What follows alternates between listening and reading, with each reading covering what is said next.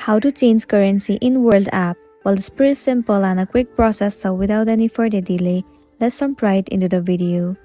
Start by heading over to your application World app. Wait for a while for it to load. It will be landing you on this home page. Now tap on Login, and if you already have your account, enter your login credential. Once you have entered the valid login credentials, once again tap on Sign In. And then you will be logged into your specific account.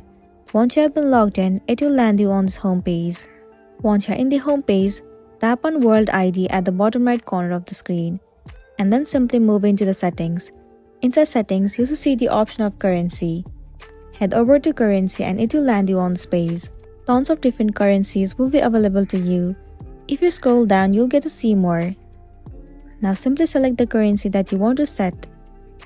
Once selected, tap on confirm and then you'll be good to go. So that's a wrap for this video. If this video helped you out, give it a like and check out our next tutorial. Thank you.